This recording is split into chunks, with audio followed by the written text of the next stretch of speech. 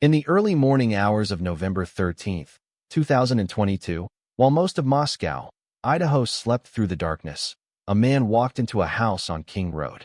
He wore gloves. He carried a knife. And in the minutes that followed, 4 college students who had been sleeping in their beds were murdered. Kaylee Goncalves, 21 years old. Madison Mogan, 21 years old. Xana Kernadal, 20 years old. Ethan Chapin, 20 years old. By the time the sun rose that morning, their futures had been erased by someone who had visited that house at least 23 times before he ever stepped inside. Someone who had been reported by 13 different women in the months leading up to that night. Someone who had studied violent offenders for years as a graduate student in criminology, learning not how to stop killers, but how they operated, how they got caught, and what mistakes they made. His name was Bryan Kohberger. And on July 2nd, 2025, he stood in a courtroom in Boise, Idaho, and pleaded guilty to 4 counts of first-degree murder. But the one thing he never did, the one thing the families of those 4 victims waited nearly 3 years to hear, was answer a single question. Why? Why did you choose them? Why that house? Why that night? The legal system gave those families 4 consecutive life sentences without the possibility of parole. But it could not give them the answer to the question that still haunts them every single day. Because the prosecutor made a choice. He chose not to force Bryan Kohberger to explain his motive, and his reasoning was as chilling as the crime itself. He said he did not believe a single word that came out of Kohberger's mouth would be the truth. He said any statement Kohberger made about why he did it would be designed to serve one person and one person only, himself. So the system denied him the stage. But here is what almost no one is talking about. Bryan Kohberger did not stop communicating. From inside a maximum security prison cell, he has been filing complaints, threatening self-harm to get better conditions, and reaching out to some of the most notorious serial killers in the country. Because apparently, those are the only people he considers to be his equals. The answer to why he did it was never going to come from a courtroom. It was never going to come from a confession. The answer has been hiding in plain sight this entire time, buried inside years of documented behavior that almost everyone missed until it was far too late. And by the end of this story, you are going to understand Bryan Kohberger in a way that the legal system chose not to give you. Once you see it clearly, once you understand not just what he did but why, and what he has been doing every single day since, you will not be able to unsee it. That is a promise.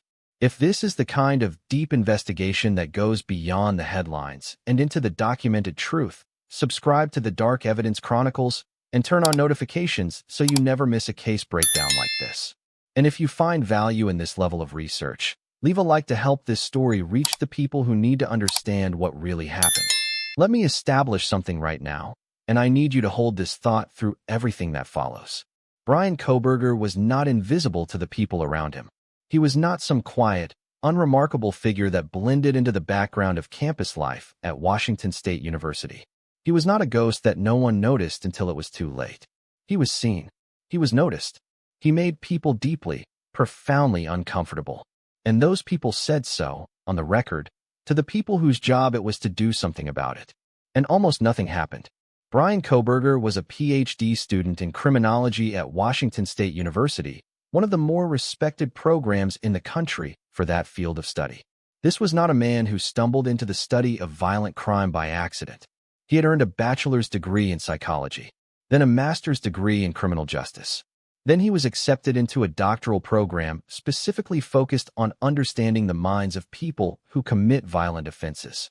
He was not a dilettante. He was years deep into serious, sustained academic immersion in the study of murder. He wrote papers on it. He taught undergraduate classes on it as a graduate teaching assistant. He was, by every institutional definition, training to become an expert in understanding the exact kind of crime he would eventually commit. Forensic psychologists who have spent decades analyzing violent offenders have identified a specific subset of individuals who are drawn to the study of violent crime not out of any genuine desire to prevent it, not out of academic curiosity, but out of something much darker, a personal identification with the subject matter. They study killers the way someone might study an athlete they aspire to become. They internalize the patterns. They learn the mistakes. They understand in granular detail what separates the killers who got caught from the ones who did not, what the disorganized ones did wrong, what the organized ones did right. And Bryan Kohberger spent years inside that world, surrounded by case studies and behavioral profiles and crime scene analysis, before he drove 10 miles from his university apartment to a house he had already visited at least 23 times and murdered 4 people in their sleep.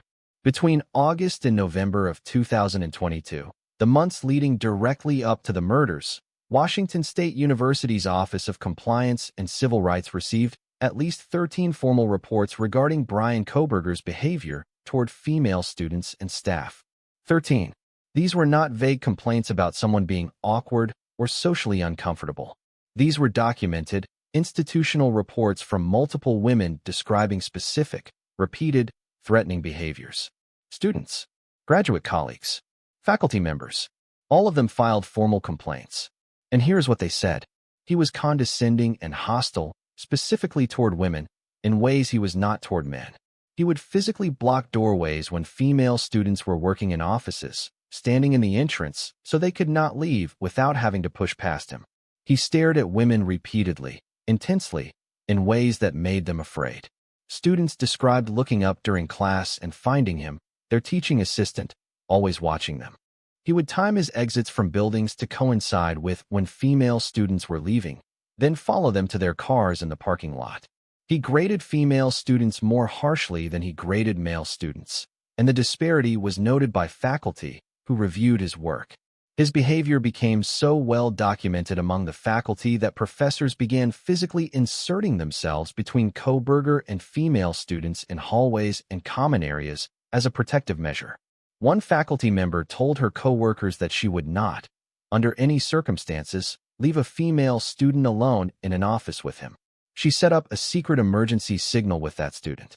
If the student ever felt unsafe, she was instructed to send an email with the subject line 911. Campus police and faculty members provided routine security escorts to women leaving work at night because of Bryan Kohberger.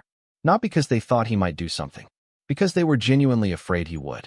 And one faculty member, a woman who had spent her entire professional career working with violent predators, told her colleagues something that in retrospect stands as one of the most haunting warnings in this entire case. She said if this man is allowed to finish his PhD and become a professor, we will eventually hear that he is harassing, stalking, and sexually abusing his students.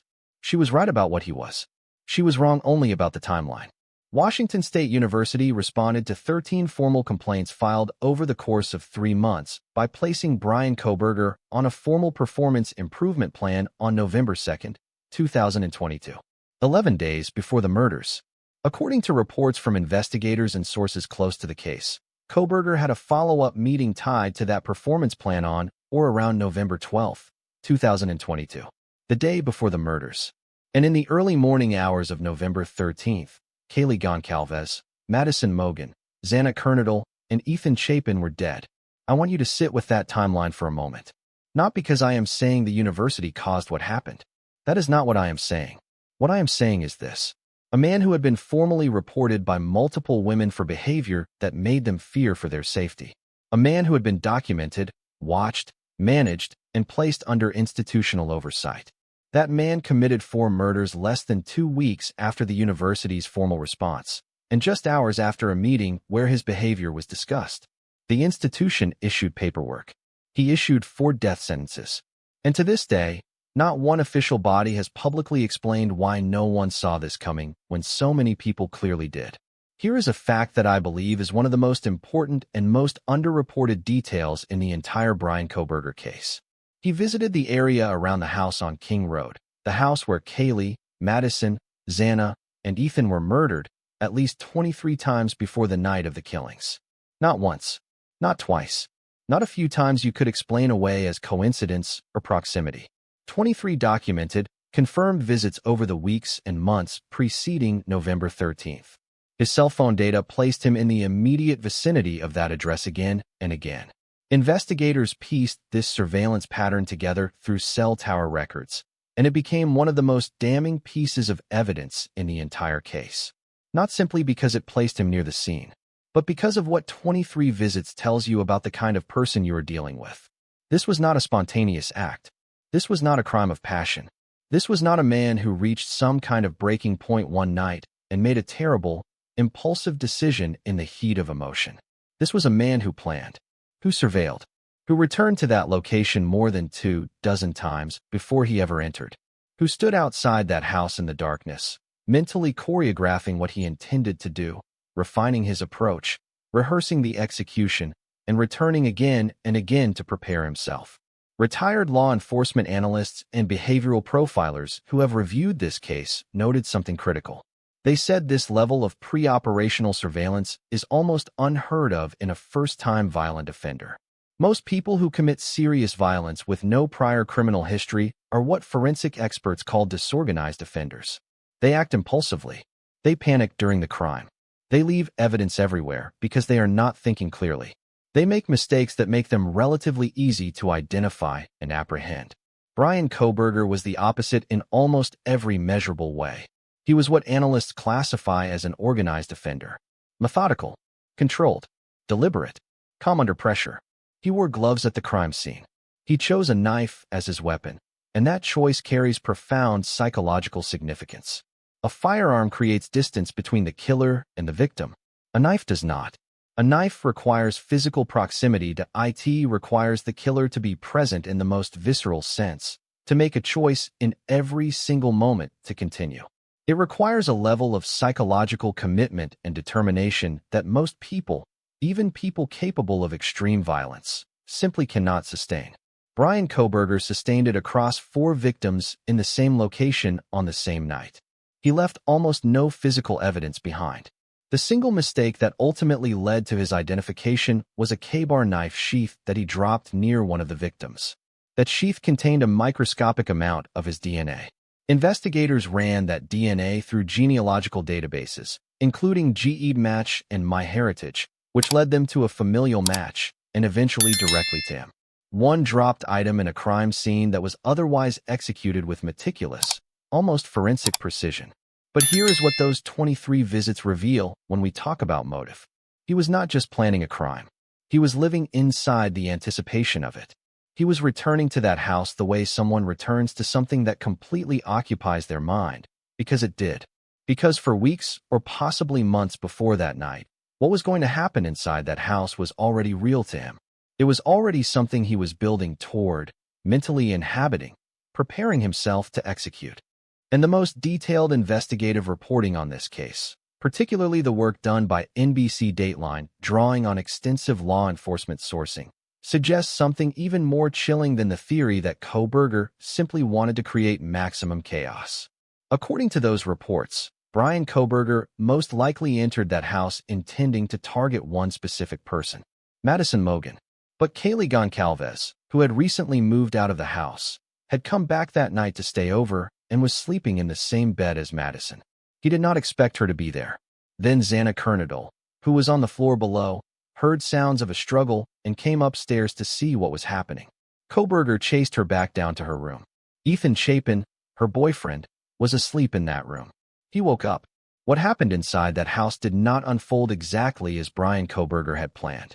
The presence of people and places he did not anticipate forced the situation to escalate in real time. And he did not stop. He did not hesitate. He did not abort.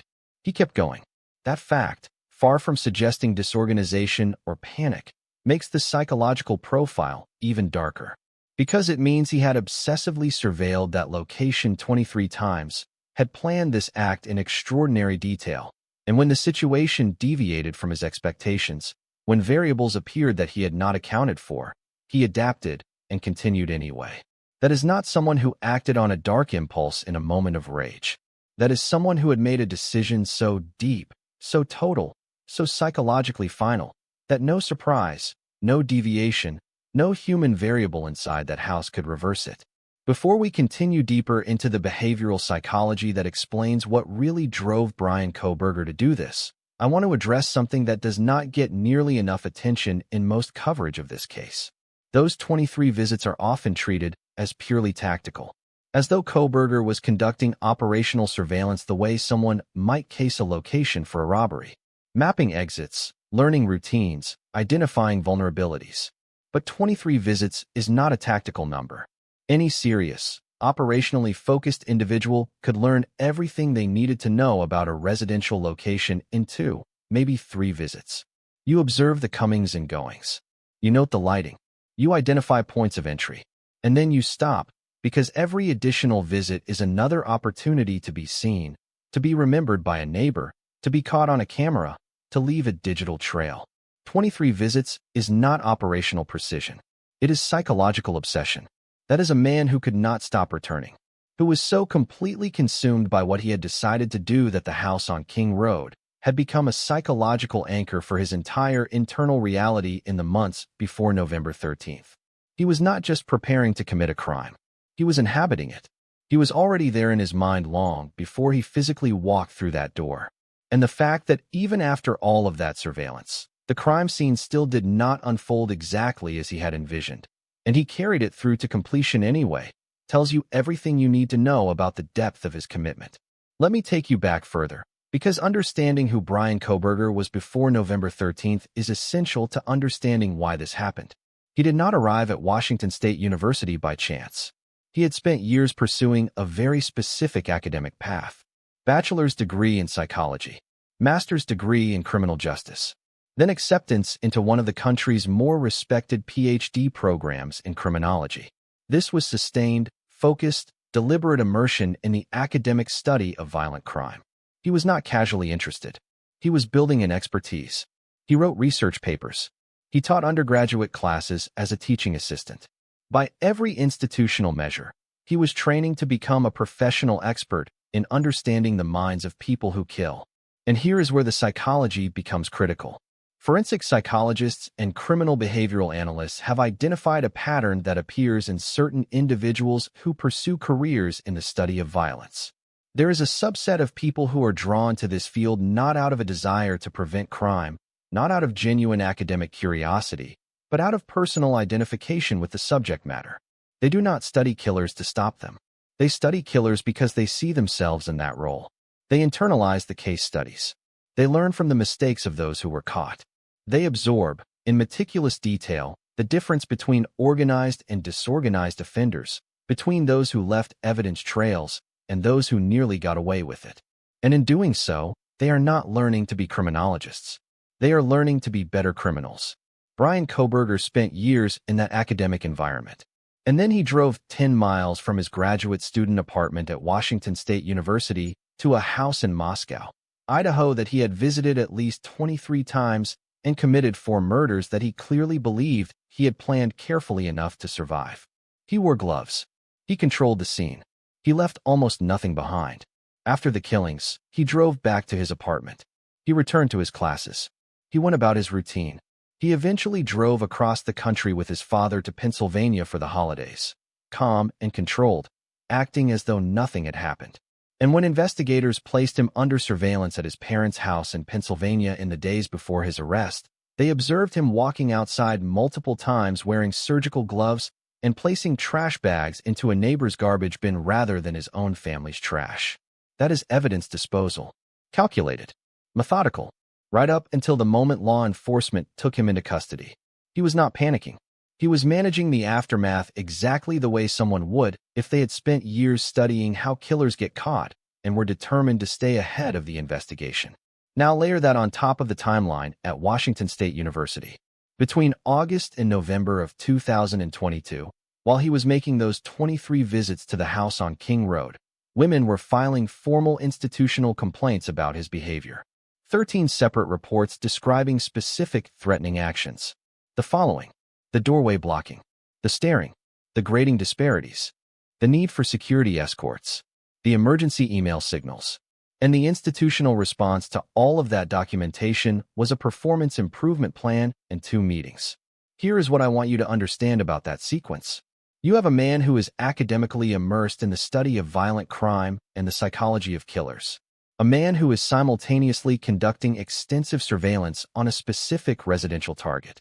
A man who is being formally reported by multiple women for behavior that makes them fear for their physical safety. And when the institution responds with paperwork and meetings rather than serious consequences, what message does that send to someone like him?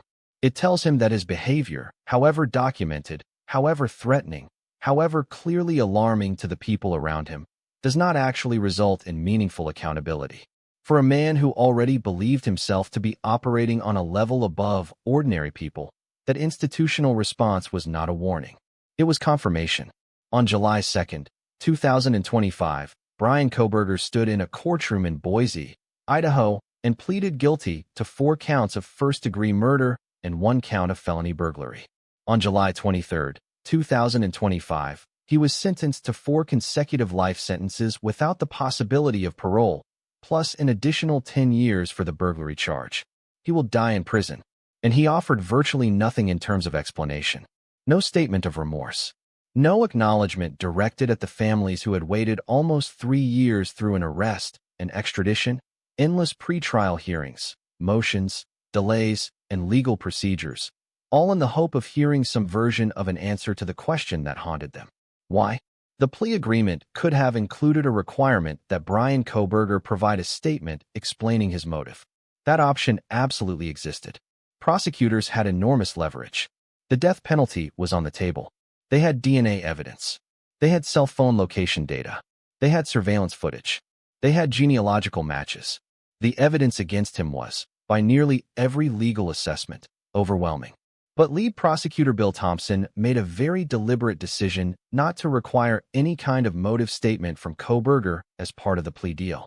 And he explained that decision publicly in terms that deserve far more attention than they have received. Thompson said, and I am paraphrasing the substance carefully because the exact wording matters, that he did not believe anything Bryan Kohberger said about his motive would be honest. He said he believed that any statement Kohberger chose to make would be entirely self-serving, carefully crafted and calculated, designed specifically to manage how the public perceived him rather than to tell any version of the truth. And he said that allowing Kohberger to speak in that context, knowing that what came out of his mouth would be performance rather than honesty, would only inflict additional harm on people who had already suffered more than anyone should ever have to endure. Think about what that prosecutorial assessment reveals. The lead prosecutor in this case, someone who spent years building the evidence, who knows the facts at a level none of us ever will, looked at the opportunity to force Bryan Kohberger to explain himself on the record and concluded that whatever he says will not be the truth. It will be theater. It will be manipulation. And the most compassionate thing we can do for these families is deny him that stage. That decision, as difficult as it must be for people who desperately want answers, and the families most of all, was made from a clear-eyed understanding of exactly who Bryan Kohberger is at his core. He is not someone capable of genuine confession. He is not someone who would sit in a courtroom and express authentic remorse, because remorse requires empathy, and empathy is what a decent person feels.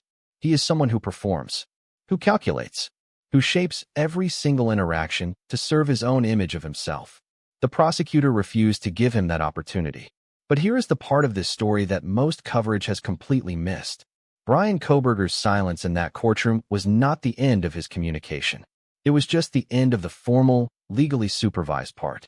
Because since his arrival in prison, he has been communicating in ways that, when you see them clearly, tell you far more about his true motive than any prepared courtroom statement ever could. If you are finding this level of detailed research valuable, take a moment to subscribe to the Dark Evidence Chronicles. This is where we go beyond the surface and into the patterns that reveal the truth. And if this video is giving you a deeper understanding of what really happened, leave a like so more people can see this story told the way it deserves to be told. Bryan Kohberger arrived at the Idaho Maximum Security Institution in Kuna, Idaho in the summer of 2025. He was designated inmate number 163214 and placed in J Block, one of the most restrictive housing units in the entire facility. Within 48 hours of his arrival, he filed his first formal grievance. Not days into his incarceration, not weeks, 48 hours. In the months that followed, he filed at least 5 additional formal complaints with prison administrators. He complained about the quality of the food he was being served. He complained that items were missing from his meal trays. He complained that fellow inmates were taunting him through the air ventilation system in his cell at all hours of the day and night.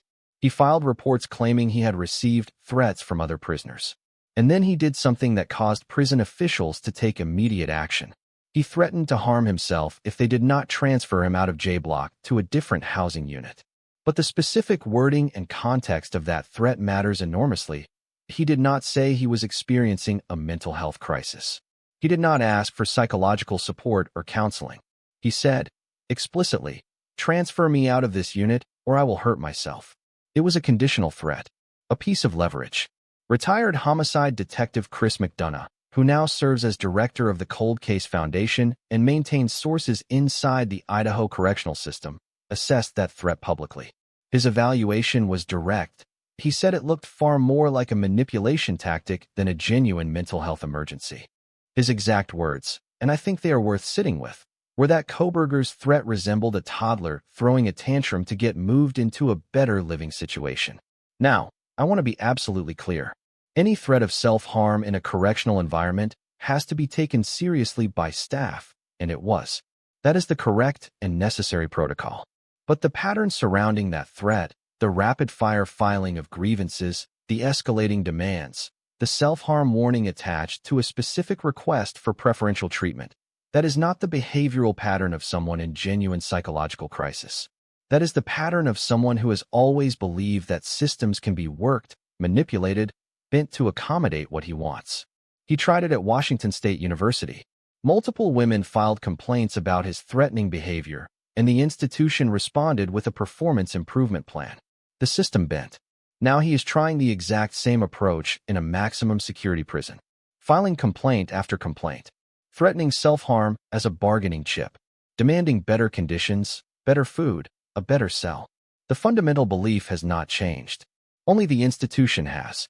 But here is the detail that reveals more about Bryan Kohberger's internal psychology than anything else that has emerged from that prison. More than the food complaints, more than the self-harm threat, more than any of it, he has been attempting to make contact with serial killers across the country, not to process what he did, not to find some kind of peer support or human connection, not out of any impulse toward honesty or moral reckoning. To network. Retired detective Chris McDonough, again citing sources with direct knowledge of conditions inside the Idaho Maximum Security Institution, reported that Kohberger has been making deliberate attempts to contact high-profile murderers, both inside the prison system and outside of it. And McDonough described Kohberger's self-perception inside that facility in very plain terms. He sees himself as above everyone around him. Think about what that means in its full implications. This is a man who is currently serving 4 consecutive life sentences without any possibility of parole. A man who will never leave that prison. A man who, within 2 days of arriving, filed his first grievance complaining about the conditions. A man who has filed formal complaints about the quality of bananas he was served. And yet, according to people who have direct observational knowledge of his behavior, he still considers himself superior to the people around him. He is not reaching out to other inmates for ordinary friendship or human solidarity in a difficult environment. He is specifically seeking contact with the most notorious killers he can identify, because apparently those are the only individuals he views as his peers, his status equals, the only people in that entire correctional world that he believes are operating at anything close to his level. He is attempting to build a reputation inside those walls the same way he spent years building an academic identity on the outside, by positioning himself in relationship to the most extreme, most serious, most infamous examples he can find. The same man who spent years in graduate school studying serial killers is now, from a prison cell where he will spend the rest of his life, trying to befriend them. And he apparently cannot see how clearly that reveals everything. Now we arrive at the most important part of this entire analysis.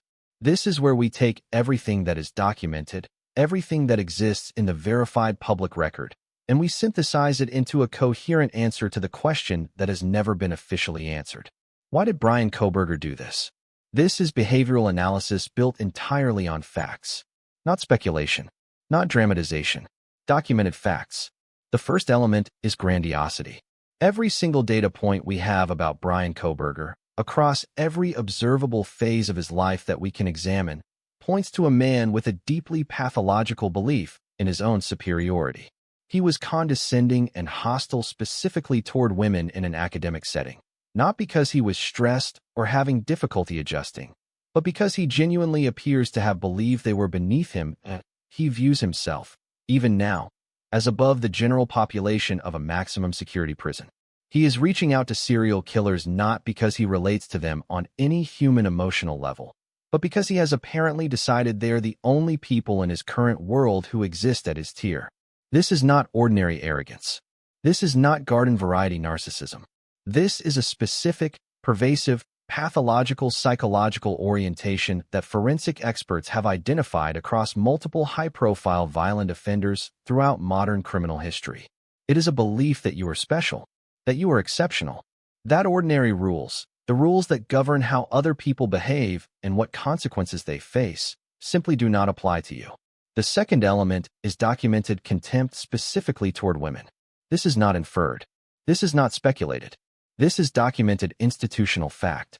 13 formal complaints were filed against Bryan Kohberger at Washington State University in the 3 months before the murders. Filed by students. Filed by graduate colleagues. Filed by faculty members. They described specific, repeated, targeted behaviors. The physical intimidation of blocking doorways. The following women to their cars. The grading disparities that faculty noticed and flagged. The prolonged staring that made students afraid to be in the same room with him. The hostility he directed specifically at women in ways he did not direct at men. His victims on November 13th were predominantly women. 3 of the 4 people he killed were women.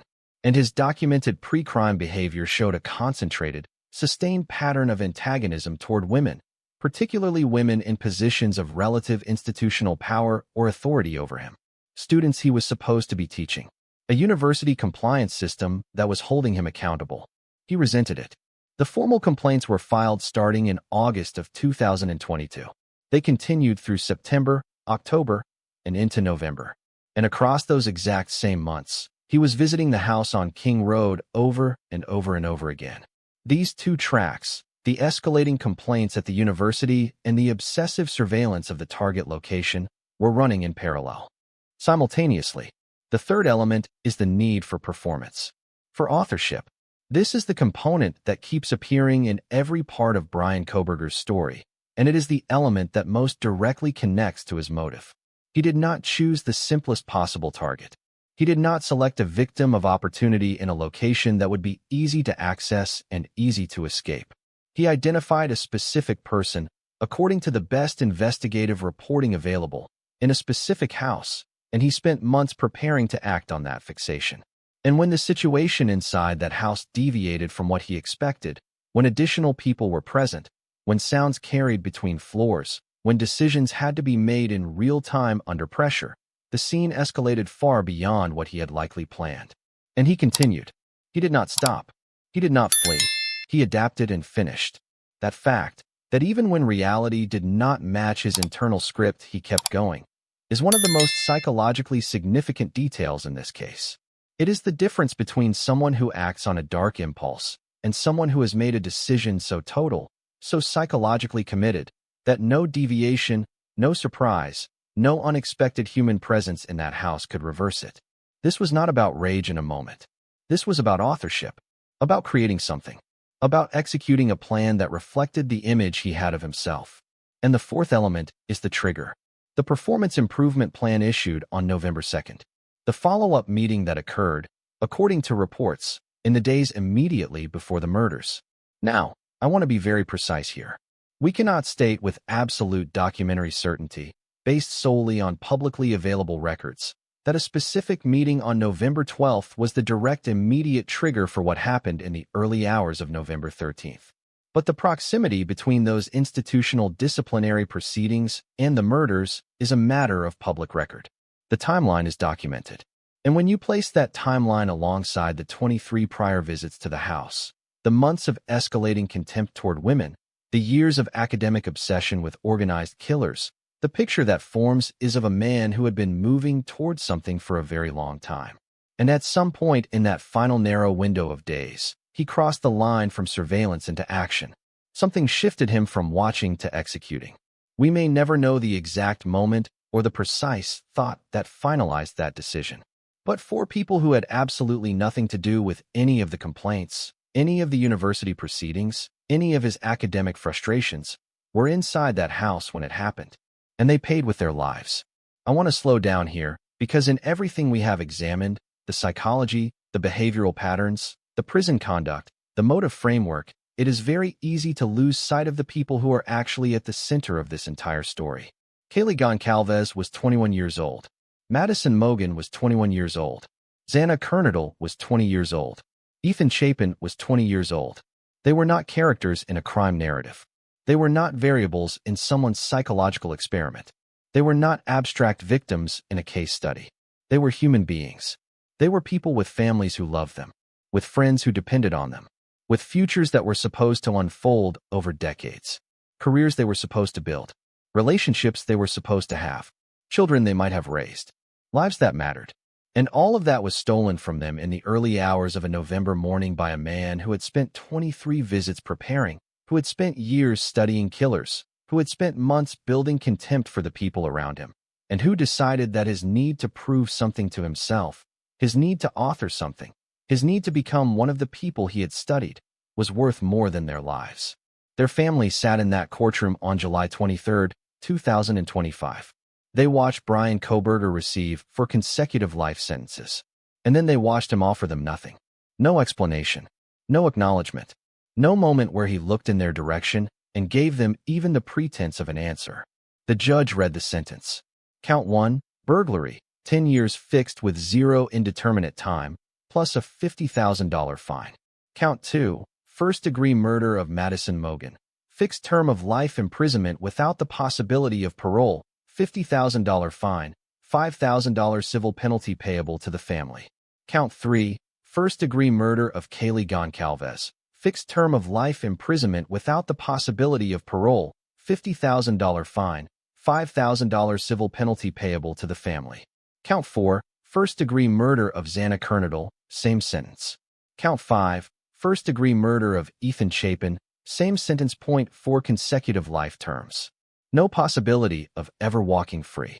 And still, nothing. Lead prosecutor Bill Thompson addressed the absence of a motive statement afterward. He told the media and the public that he made the choice not to require one because he did not trust Kohberger to tell the truth. He said he believed anything Kohberger said would be crafted to serve Kohberger. Calculated. Self-serving. Designed to shape a narrative that benefited no one but the man who committed the murders. And Thompson said that giving him a platform to perform would cause additional harm to families who had already endured more suffering than any human being should ever have to carry. So the system made a choice. It chose a guaranteed conviction over a forced confession.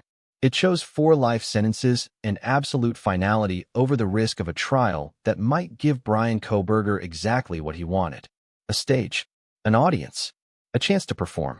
And the families, who had attended every single hearing, who had followed every legal development, who had waited through nearly 3 years of procedural delays, were left with sentences but no answers. Representatives of the victims' families spoke publicly after the sentencing. One family member said, "I never imagined having to speak to someone so devoid of humanity." Steve Goncalves, Kaylee's father, addressed Kohberger directly in his victim impact statement. He said, "For a long time I did not think I would find words low enough to meet you where you are. But now I realize this is not about you.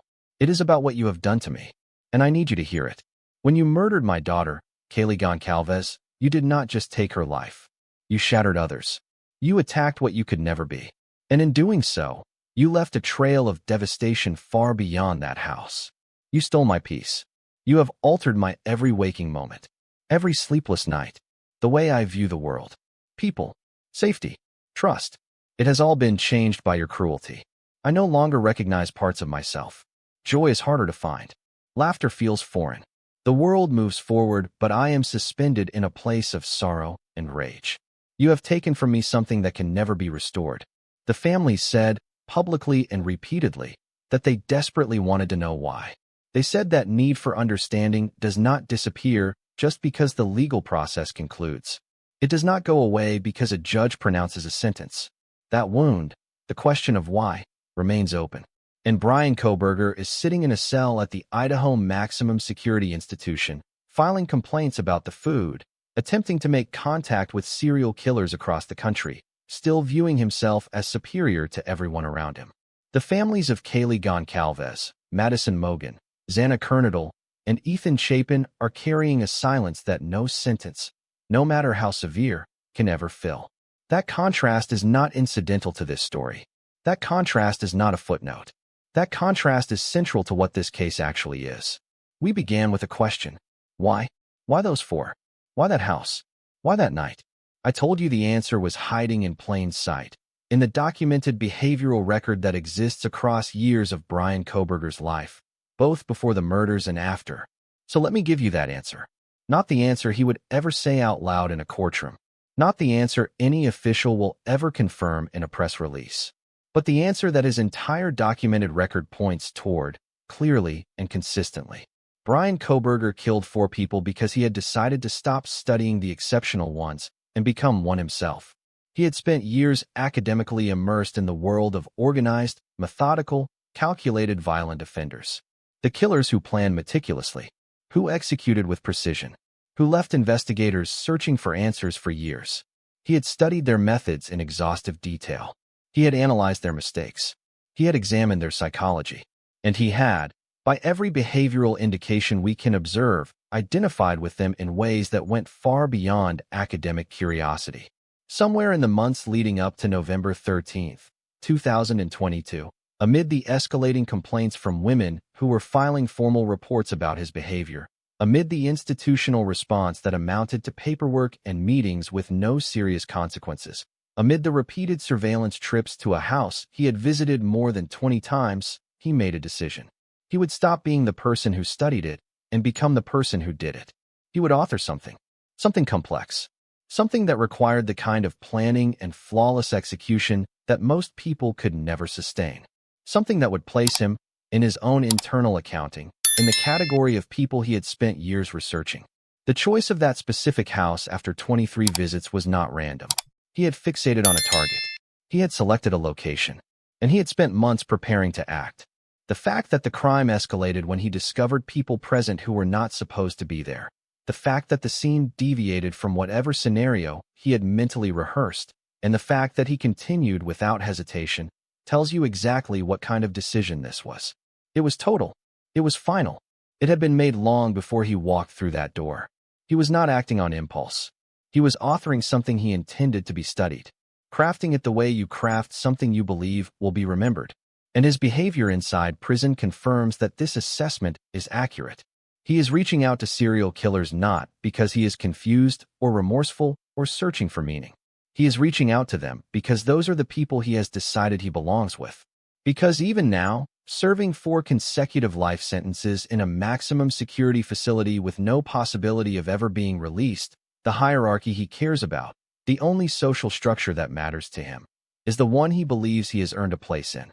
He is not a man in crisis about what he did. He is a man managing his reputation in the world he chose to enter. He filed his first formal grievance within 48 hours of arriving in prison. He has used threats of self-harm as leverage to try to secure a cell transfer. He views himself, according to people with direct knowledge of his behavior inside that institution, as superior to every other inmate around him. The grandiosity that made him believe he could walk into that house, kill 4 people, and never be caught. The grandiosity that made him dismiss the women who reported him as obstacles beneath his consideration. The grandiosity that is driving him right now to seek contact with the most infamous killers he can find. It is all the same pathology. It never stopped. It simply changed venues. That is the motive, not rage. Not a single personal grievance against a specific individual. Not a mental breakdown that came out of nowhere with no warning signs. A decision. A decision made by someone who had been building toward it for years. Executed by someone who believed, and may still believe, that he was capable of something extraordinary. He was wrong. 1 drop knife sheath with DNA said otherwise. 23 documented cell phone location pings said otherwise.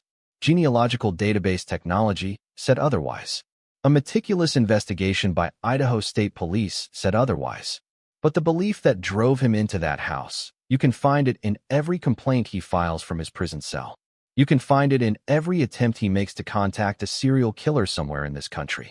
You can find it in the fact that a man with 4 consecutive life sentences and absolutely no possibility of parole still considers himself, to this very day, above the people around him. That belief did not die when the gavel fell. It is alive in that cell, and it always was. The question of Bryan Kohberger's motive will likely never receive an official, confirmed, explicit answer in any legal document or public statement from the man himself. The prosecutor made his choice. The plea deal was structured the way it was structured.